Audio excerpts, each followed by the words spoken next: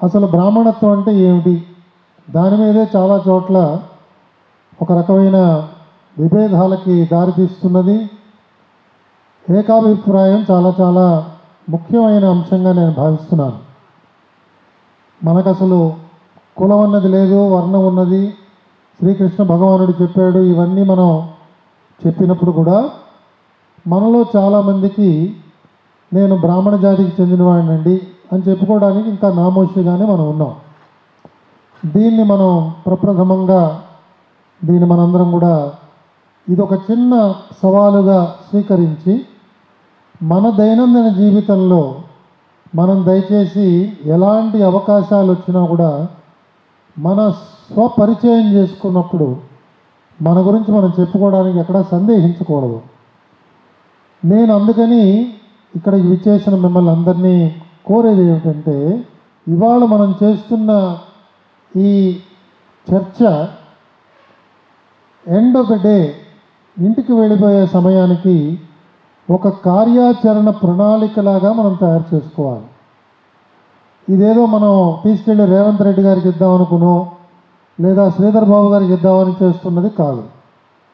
వాళ్ళు మన విషయంలో మనకి తప్పకుండా సహాయం చేయగలుగుతారు, మనకు కావాల్సిన అవసరాలు తీర్చగలుగుతారు. కానీ నాకున్న పెద్ద అనుమానం ఏమిటంటే, మనం ఉండవలసిన స్థాయిలోనే మనం లేవేమో అని నాకు చాలా భయంగా ఉంటుంది. మనం భూమి మీద ఇంకా పాకుతున్నాం. కాబట్టి పాకే వాళ్ళందరూ కూడా ఒకసారి నించోగలిగితే ఎవరైనా మనకి చేయూతనిచ్చి మనకు సహాయం చేయగలుగుతారు. నాకు అనిపిస్తున్నది చాలా సందర్భాల్లో మనం చేయవలసిన మన కనీస బాధ్యతలు మనం చేయలేకపోతున్నాం అనేక కారణాల వల్ల. దానివల్ల ఏమవుతుందంటే మనలో మనకే ఒక న్యూన్యతా భావం వచ్చేసింది. ధైర్యంగా కళ్ళల్లోకి చూసి మాట్లాడే ధైర్యం ఒక రకంగా చెప్పాలంటే కోల్పోతున్నాం. ఇది మళ్ళా ఎలా మనందరిలో రాగలుగుతుంది అని మనం ఆలోచన చేయాలి. అందుకని నేను ఇది మనవి చేస్తున్నాను. ఒకటి నేను చాలా చాలా వివరంగా అందరికీ చెప్పదలుచుకున్నాను. నేను చెప్పే ఏ అంశంలో అయినా కూడా నేను ఆచరించట్లేదు అని మీకు అనుమానం ఉంటే నాకు చెప్పండి దయచేసి. నేను ఆచరించినది నేను చస్తే ఎవరికి చెప్పను. నేను ఆచరించిన తర్వాత ఎవరికైనా చెప్తాను. ఒకవేళ నేను ఎక్కడైనా ఇది ఆచరించట్లేదు అని మీకు అనిపించింది అనుకోండి, అది సహజమే. దయచేసి మీరు అడగండి. నలుగురిలో అడగడానికి మీకు నామోషిగా ఉంటే కాఫీ బ్రేకో, టీ బ్రేకో, డిన్నర్ లంచ్ బ్రేక్లోనూ అడగండి. మీకు నేను క్లారిఫై చేస్తాను. అది ఇంకా ప్రస్ఫుటంగా ఎలాగా నలుగురికి తెలియాలో దాని గురించి నేను ఆలోచన చేస్తాను. ఇది ఎందుకు నేను ప్రత్యేకంగా చెప్తున్నానంటే, నా అదృష్టం కొద్దీ నాకు అలాంటి గురువు లభించాడు. నేను కందుకూరి శివానందమూర్తి గారి యొక్క శిష్యుడిని. నేను వారి దగ్గర కొన్ని వందల గంటల వారి యొక్క విషయాలు విన్నాను. నేను ఎప్పుడూ కూడా వారి జీవన శైలిలో ఎలాంటి కాంట్రడిక్షన్స్ నాకు కనిపించలేదు. నేను భగవాన్ సత్సాయిబాబా గారి పాఠశాలలో చదువుకున్నాను. 3 సంవత్సరాల డిగ్రీ, 2 సంవత్సరాల పోస్ట్ గ్రాడ్యుయేషన్ కోర్స్ అక్కడ ఉండి చేశాను. చాలా సమీపంగా చూశాను. నాకు చాలా చాలా అనుభవాలు ఉన్నాయి, ఆలోచనలు చాలా ఉన్నాయి. బహుశా ఇవాళ సెంట్రల్ ట్రస్ట్లో ఉన్న వాళ్ళకి అనుభవం ఎక్కువ ఉన్నదని నేను చెప్పడానికి సందేహించట్లేదు. కానీ శివానందమూర్తి గారు గురువు గారు ఒక స్ఫూర్తి, జాతీయత భావం, భారతీయత అంటే ఒక సమగ్రమైన స్వరూపం ఎలా ఉంటుంది, ఆ భారతీయతని ఎలా అర్థం చేసుకోవాలి, భారతీయతను అర్థం చేసుకున్న తర్వాత దాన్ని ఎలా ఆచరించాలి, ఏ విధంగా చేస్తే బాగుంటుంది. మనం ఎంతసేపు 10 మందికి అజెండాలు తయారు చేస్తూ, వాళ్ళకి మేనిఫెస్టోలు తయారు చేస్తూ, వాడు ఇది చేస్తే బాగుంటుంది, వాడు అది చేస్తే బాగుంటుంది అని చెప్పడంలో మనందరం కూడా అగ్రగణ్యులం. అలా కాదు, నేను ఇది చేస్తాను, నా వల్ల ఇది వీలవుతుంది, నేను చేస్తాను.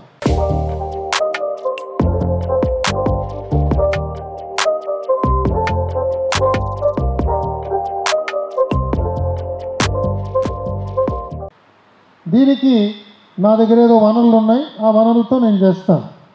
నా వెంట వచ్చేవాళ్ళు నేను చెప్పేది వాళ్ళకి నచ్చితే వాళ్ళని వెంట తీసుకువెళ్తాను. ఎవరిని బలవంతం చేయాలి. వారు అద్యాది మహాలక్ష్మి దేవాలయాన్ని ప్రతిష్ఠించిన, వారు ఒక మంచి సుపద మ్యాగజైన్ నడిపించిన, గ్రంథాలు ప్రచురించిన, సనాతన ధర్మ చారిటబుల్ ట్రస్ట్ అని చెప్పి ట్రస్ట్ని నెలకొల్పిన, ఆంధ్ర మ్యూజిక్ అకాడమీ అనే మ్యూజిక్ అకాడమీ నడిపించిన, దేశవ్యాప్తంగా చాలా ప్రధానమైన ప్రాంతాలకు వెళ్ళి రుద్రహోమాలు నిర్వహించిన, ఏమండి మీరు అంతిస్తారండి, మీరు చాలా కదా నాకు ఇవ్వండి, ఒక్కళ్ళని చేయి చాచి ఒక రూపాయి అడగలేదు. ఆయన అద్యాది మహాలక్ష్మి దేవాలయాన్ని భీమునిపట్నంలో నిర్మాణం చేస్తున్నప్పుడు పెద్ద మనిషి ఒక ఆయన వచ్చి, గురుగారు చాలా మంచి ఆలోచన మీది, దాని వెనకాల ఉన్న ఆలోచన దయచేసి ఒక్కసారి మనం తెలుసుకుందాం ఏమిటో. గురుగారు ఒకరోజు విమానంలో యాత్ర చేస్తున్నప్పుడు వారికి అనిపించినది ఏమిటంటే, పశ్చిమ తీరం ఇవాళ చాలా చాలా బాగుపడి ఐశ్వర్యంతో తొలతూగుతున్నది, తూర్పు తీరం ఎందుకు ఈ దేశంలో ఆ విధంగా లేదు అన్నది ఒకే ఒక ఆలోచన చేసి వారు దానికి పర్యవసానంగా మనం తూర్పు తీరంలో మహాలక్ష్మి అమ్మవారిని నెలకొల్పలేదు, మహాలక్ష్మి అమ్మవారిని మనం ప్రార్థించట్లేదు, ఇది వెంటనే చేయాలి అని తెలిసి ఆయన ఏర్పాటు చేసుకున్న ఆనందవనంలో ఎంత చోటు దానికి ఇవ్వగలుగుతామో దానికి ఆలోచన చేసి దానికి వెంటనే స్థల నిర్ణయం చేసి ఆయనకున్న వనరుల్ని పోగు చేసుకుని నలుగురికి మళ్ళా చెప్తే అనవసరంగా చాలామంది ఉత్సాహపడిపోతారని చెప్పి ఎవరికీ చెప్పలేదు. అప్పుడు ఒక ధనవంతుడు ఆయన దగ్గరికి వచ్చినప్పుడు ఆయన విని, చాలా గొప్పగా ఉంది గురుగారి ఆలోచన, దయచేసి నిర్మాణానికి నాకు అవకాశం ఇవ్వండి, నేను పూర్తిగా దాని ఖర్చు భరించి నిర్మాణం చేస్తాను. అలా చేయడానికి లేదు నాయన, అందరం కలిసి చేయాలి, ఈ అందరూ కూడా ఆరాధన చేయవలసిన దేవత అని చేసి మా అందరికీ ఏం చెప్పారంటే, 2008లో ప్రతిష్ఠ జరిగినప్పుడు జగద్గురువులు జయేంద్ర సరస్వతి స్వామివారు వచ్చి విజయదశమి నాడు చేశారు. 12 సంవత్సరాలు ఈ దేవాలయంలో వ్యక్తిగత సంకల్పం లేకుండా ప్రాంతం యొక్క అభివృద్ధి కోసం అమ్మవారిని ప్రార్థించాలి అని చెప్పి ఒక నియమాన్ని పెట్టి 20వ సంవత్సరం దాకా ఇలా నడపమని చెప్పారు. కోవిడ్ ఇవన్నీ రావడం వల్ల 23వ సంవత్సరంలో మళ్ళా జగద్గురువులు శంకర విజయేంద్ర సరస్వతి స్వామివారు వచ్చి అక్కడ కుంభాభిషేకం నిర్వహించిన తర్వాత ఇప్పుడు వ్యక్తిగత సంకల్పాలకు అక్కడ అవకాశం వస్తున్నది. చూడండి ఎంత గొప్ప ఉదాహరణ. ఈ ప్రాంతం యొక్క సుభిక్షత గురించి ఆయన ఆలోచన చేశారు. మనం కింద నుంచి తీసుకుంటే తమిళనాడు రాష్ట్రం కానీ, పాండిచేరి రాష్ట్రం కానీ, ఆంధ్రప్రదేశ్ కానీ, వెస్ట్ బెంగాల్ కానీ, చివరికి బంగ్లాదేశ్ దాకా తీసుకుంటే ఉన్న సమస్య ఇక్కడ అందరికీ కూడా దారిద్ర్య సమస్య ఎక్కువగా ఉన్నది. అది ఆయన ఆలోచన చేశారు. ఇది భారతీయత అంటే. అంతేగాని ఒక ప్రాంతం గురించో ఒక కుటుంబం గురించో నన్ను నమ్మే నా శిష్యులందరికీ ధనవంతులు అవ్వాలి అని ఎక్కడ ఆలోచన చేయలేదు. కాబట్టి నాకు ఎప్పుడూ కూడా నిరంతరం మా గురువు గారే నాకు ఆదర్శం. గురువు గారి యొక్క ఎందుకు చెప్తున్నానంటే, చాలా లాంగ్ ప్రిస్క్రిప్షన్ ఇచ్చిన తర్వాత వీడెవడండి ఇవ్వడానికి, వీడేం చేస్తున్నాడు, వీడు ఐఏఎస్ ఆఫీసర్ కాబట్టి మాట్లాడేస్తున్నాడు అని మీలో కొంతమంది అనుకోవడం సహజం. ఎందుకంటే బ్రాహ్మణులు ఎప్పుడు కూడా మన ఎదుటివాడిని అనుమానించి తర్వాత మనం ఆలోచన చేస్తాం. మనం స్ట్రైట్వే ఎవరికి క్రెడిట్ ఇవ్వం, నాకు బాగా తెలుసు కదా. కాబట్టి ఈ విషయాలన్నీ మీకు చెప్తున్నాను. మనం ఫస్ట్ మన అస్తిత్వం ఏమిటో మనం దయచేసి గమనించాలి. మనం చేయవలసిన విధి నిర్వహణ ఏమిటి, బ్రాహ్మడు అని చెప్పుకోగానే మన విధి నిర్వహణ ఏమిటి, ఇది మనం చేయగలుగుతున్నామా, చేస్తున్నామా అని భావిద్దాం. మన పిల్లలు చేయగలుగుతున్నారా, చేయటం లేదు, దాన్ని ఏం చేద్దాము. మన బంధువుల్లో దీని గురించి చైతన్యం లేదు, దాని గురించి ఏం చేద్దాము. మనం కొంచెం డెవలప్ అయ్యాము, ఏదో ఒక మంచి ఉద్యోగం వచ్చింది, లేదా కొంత ఐశ్వర్యం మనం కూడగట్టుకున్నాము, మనం బంధువుల నుంచి దూరం అయిపోవడం ఈ రోజుల్లో చాలా సహజంగా జరుగుతున్నది. కాబట్టి మనం బంధువర్గాల్ని ఏ రకంగా మన చుట్టూతా వాళ్ళని సమీకరించాలి అన్నది కూడా మనందరం కూడా ఒక యాక్షన్ ప్లాన్గా పెట్టుకోవాలి. ఎందుకంటే ఇవాళ నేను సనాతన ధర్మం గురించి మాట్లాడుతున్నాను, తిరుమల తిరుపతి దేవస్థానంలో పనిచేశాను. మా బాబాయ్ గారి పిల్లలకే సనాతన ధర్మం మీద గౌరవం లేదనుకోండి, నేను సాధించింది ఇంకేమున్నది? కాబట్టి అవకాశం దొరికినప్పుడల్లా మనం మన బంధువర్గాన్ని మనం మాట్లాడుకోబోతున్న అంశాలన్నింటిలో కూడా వాళ్ళని ఏ విధంగా చైతన్యవంతం చేయాలి, వాళ్ళని ఎలా భాగస్వాములు చేయాలి అన్నది మనందరం కూడా ఆటోమేటిక్గా అడాప్ట్ చేసుకుందాము అని నేను మిమ్మల్ని అందరినీ అభ్యర్థిస్తున్నాను. ఎందుకంటే మన అందరినీ కూడా సమాయత్తం చేయవలసిన సమయం వచ్చింది ఇవాళ. ఇదేదో మనం ఉద్యమిస్తాము, రోడ్ల మీదకి వెళతాము, బ్యానర్లు పట్టుకుంటాం అన్న ఆలోచన కాదు. సంఖ్యాపరమైన బలాన్ని చూపగలిగే స్థితికి మనం చేరగలగాలి. ఇందాక శర్మ గారు చెప్పినట్టుగా మనం ఒకవేళ సెన్సస్ చేసి ఒక్కొక్క సెక్షన్లో ఎంతమంది ఉన్నారు, ప్రాంతంలో, గ్రామంలో, పట్టణంలో అలా మనం లెక్క వేసి మొత్తం ఎన్ని బ్రాహ్మణ కుటుంబాలు ఉన్నాయి అని చెప్పిన తర్వాత ఈ బ్రాహ్మణ కుటుంబాలన్నీ కూడా ఈ రకమైన దైనందిన జీవనానికి అలవాటు పడ్డారు, దాంట్లో వాళ్ళకి నమ్మకం ఉన్నది, దానికోసం అని చెప్పి వాళ్ళందరూ ఆగ్రహిస్తారు అని 10 మందికి తెలియజేయడానికి ఇది ఏమాత్రం మనకి ఇది చాలా చాలా ముఖ్యమైన అంశంగా ఉంటుందని నేను భావిస్తున్నాను. కాబట్టి మనందరికీ కూడా కొన్ని సున్నితమైన విషయాల మీద ఏకాభిప్రాయం ఇవాళ కుదరడానికి మనం ప్రయత్నం చేద్దామని నేను దయచేసి అందరినీ విన్నవిస్తున్నాను. దాంట్లో కొన్ని అంశాలు నేను నోట్ చేసుకున్నాను. ఒకటి, బ్రాహ్మణులకి రాజకీయాలకి ఎలాంటి సంబంధం ఉండాలి? మనం రాజకీయాల గురించి పట్టించుకుందామా, రాజకీయాల గురించి పట్టించుకోకూడదా? దీని మీద ఒక ఏకాభిప్రాయం మనకి రావాలి.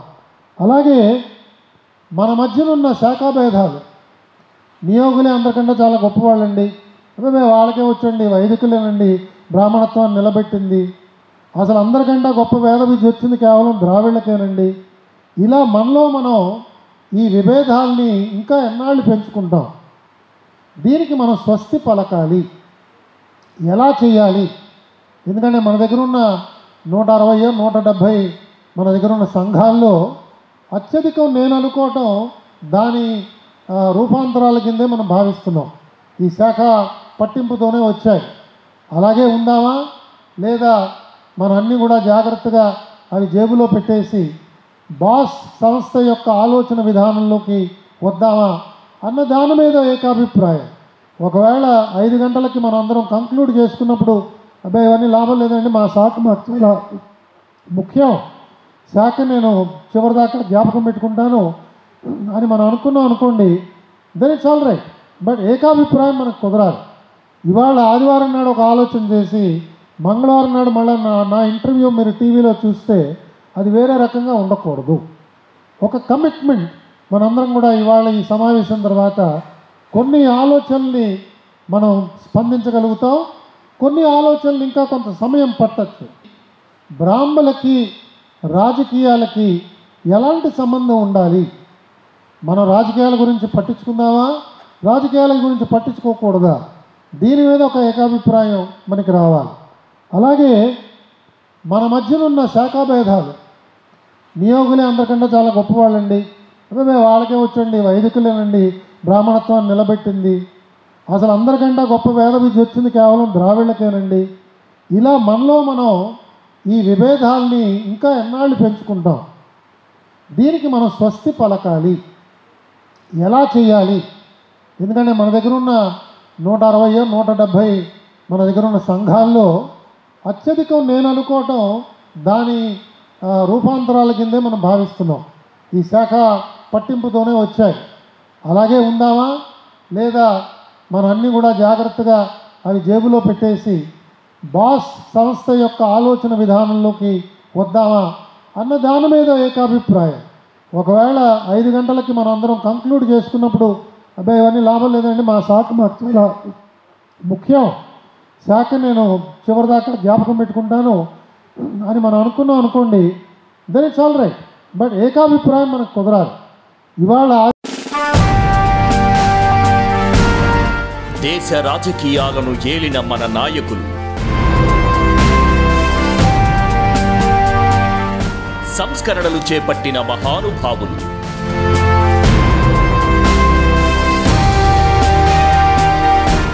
ఆర్థిక పరిస్థితులను అంచనా వేసిన అపర చాణక్యులు.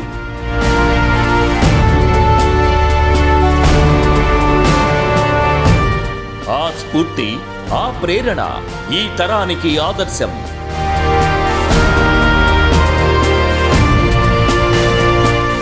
సమస్యలపై పోరాటం చేస్తూ దూసుకుపోతున్న ప్రతినిధులు, అన్ని వర్గాల వారితో మమేకమవుతున్న మన వాళ్ళు,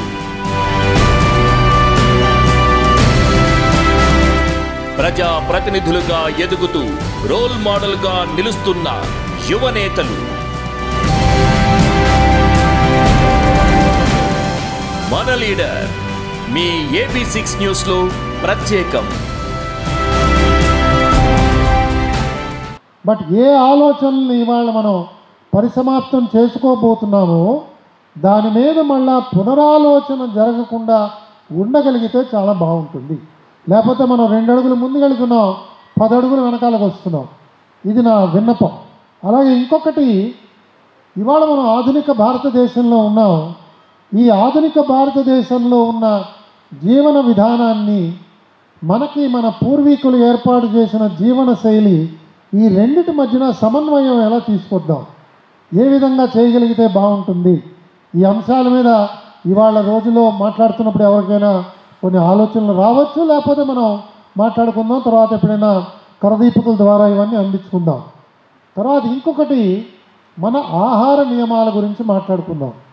ఇవాళ కొంతమంది ఎంత దూరం పోతున్నారంటే, వారి ఇళ్లల్లో జరుగుతున్న వివాహాలకి బ్రాహ్మణుల్లో వాళ్ళు నాన్ వెజిటేరియన్ కూడా పెట్టగలుగుతున్నారు.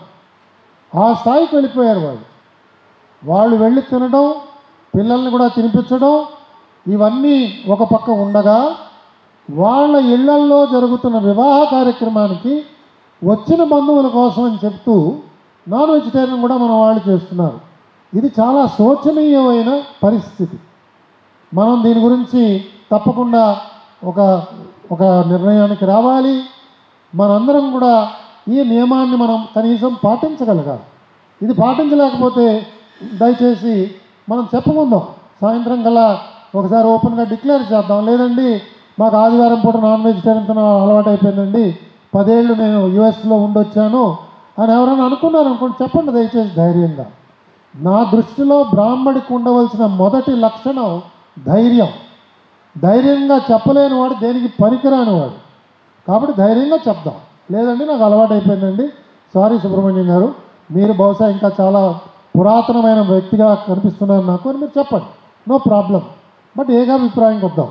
తర్వాత భవిష్యత్ తరాలకి, అంటే మన పిల్లలకి, బహుశా మన పిల్లలందరూ ఈ పాటికి అప్పుడే కాలేజీలోకి వచ్చి ఉంటారు కాబట్టి, పిల్లలు కాకపోయినా తర్వాత తరం వాళ్ళకి ఎలాంటి విద్యా ప్రమాణాలు ఇద్దాము అన్న దాని మీద దయచేసి కొంచెం ఆలోచన చేద్దాం.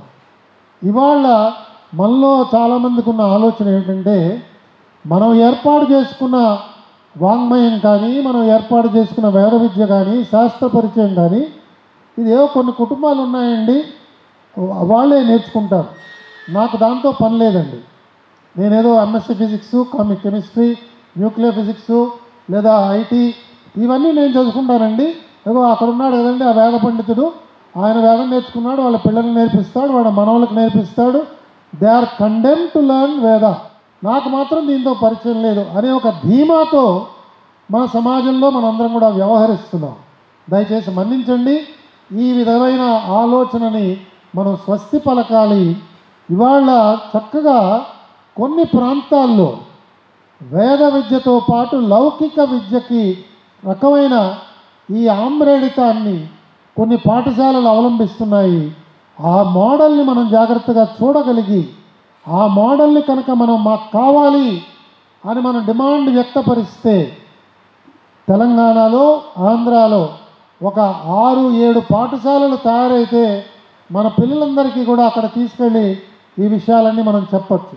అది పెద్ద కష్టసాధ్యమైన పని కాదు, కానీ నిర్ణయం చేయవలసింది మనం ఎంతసేపు ఈ లౌకిక విద్య ఇదే మనకి కడుపు నింపుతుంది అని ఆలోచన చేస్తుంటే, వీళ్ళందరూ ఐఐటీలకు వెళ్తారు, లేదా ఇంకో ఎక్కడికో వెళ్తున్నారు, తర్వాత జీవితంలో ఎదురవుతున్న సమస్యల ముందు వీళ్ళందరూ పెద్ద సున్నాల కింద మారుతున్నారు. వాళ్ళ భార్యతో ఎలా వ్యవహరించాలో తెలియదు, వాళ్ళ తల్లిదండ్రులను ఎలా చూడాలో తెలియటం లేదు, అత్తమామల్ని ఎలా గౌరవించాలో తెలియటం లేదు, బంధువులతో ఎలా కలిసి జీవనం గడపాలో అర్థం కావటం లేదు. మనం చూస్తున్నాం. ఇవన్నీ మనం కేస్ స్టడీస్ అడిగితే మనకి కొన్ని వందల కేస్ స్టడీస్ వస్తాయి.